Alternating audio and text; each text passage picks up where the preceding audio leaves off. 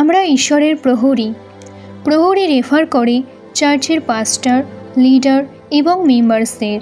এক প্রহরীর কাজ হলো দিনরাত পাহারা দেওয়া, চোর ডাকাত শত্রুর হাত থেকে রক্ষা করা।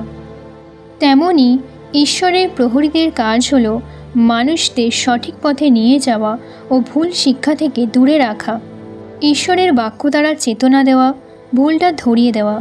কিন্তু যদি সে ভুল না দেখায় তাহলে সে পাপ করে। যিহেজকেল 3:17-21 পদ। হে মনুষ্য সন্তান, আমি তোমাকে ইসরায়েল কুলের জন্য প্রহরী নিযুক্ত করিলাম। তুমি আমার মুখে কথা শুনিবে এবং আমার নামে তাহাদিগকে চেতনা দিবে।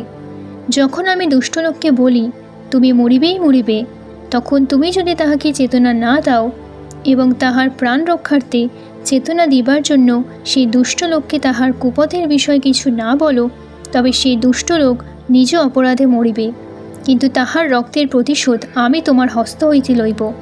কিন্তু তুমি দুষ্টকে চেতনা দিলে সে যদি আপন দুষ্টতা ও কুপথ হইতে না ফিরে, তবে সে নিজ অপরাধে মরিবে, কিন্তু তুমি আপন প্রাণ রক্ষা করিলে। আবার কোনো ধার্মিক লোক যদি আপন ধার্মিকতা হইতে ফিরিয়া অন্যায় করে, আর আমি তাহার সম্মুখে বিঘ্ন রাখি, তবে সে মরিবে।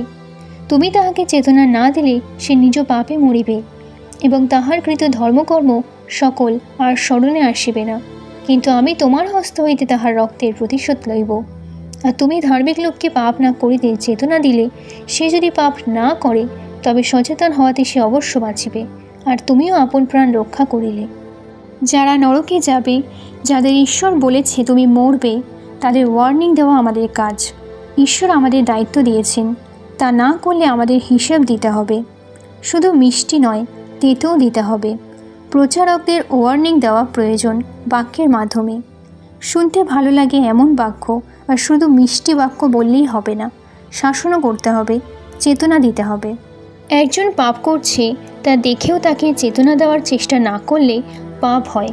বাক্য বলছে, যে কেহ সৎকর্ম করিতে জানে অথচ না করে, তাহার পাপ হয়। যাকব 4:17 পদ। তাই মানুষ সুসমাচার স্বীকার করুক বা অস্বীকার করুক, আমাদের কাজ করতে হবে, কারণ ঈশ্বর আমাদের প্রহরী হিসাবে নিযুক্ত করেছেন, তিনি হিসেব নেবেন।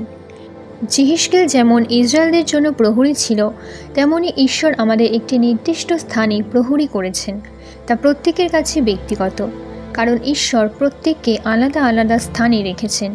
তাই ঈশ্বরের উদ্দেশ্য আমাদের জীবনে কী তা জানা খুব প্রয়োজন। ঈশ্বরের মণ্ডলী আত্মিক জগতে সামরিক দুর্গ, অর্থাৎ মিলিটারি ফোর্ট। প্রভু যীশু খ্রিস্ট আমাদের ক্যাপ্টেন ও জিহুদার সিংহ। ও একটা ওয়াচ টাওয়ার রয়েছে, যেখানে খ্রিস্ট বিশ্বাসীদের থাকার জন্য মনোনীত করা হয়েছে এবং তারা দেখছে অনবরত শত্রু আসছে কিনা। এরা মনোনীত ও অভিষিক্ত। ঈশ্বর আজ্ঞা করেছেন তাদের শত্রুর পক্ষের প্রতি নজর রাখতে ও তার মণ্ডলীকে রক্ষা করতে, শত্রুর সমস্ত প্ল্যান ক্যান্সেল করতে।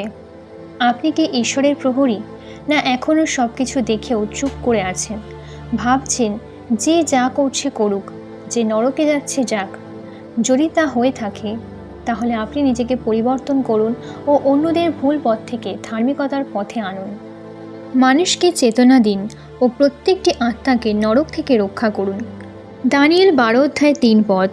আর যাহারা বুদ্ধিমান তাহারা বিতানের দীপ্তির ন্যায়, এবং যাহারা অনেককে ধার্মিকতার প্রতি ফিরায় তাহারা তারাগণের ন্যায় অনন্তকাল দীপ্যমান হইবে। আমেন। ঈশ্বরের গৌরব হোক। সকলকে জয় যিশু। যদি বাক্যটি আপনার জীবনে কার্যকারী হয়ে থাকে, তাহলে অন্যকে শেয়ার করুন, যাতে তারাও এই বিষয়ে জানতে পারে এবং ঈশ্বরের বাক্যে বৃদ্ধি পায়। God bless you all.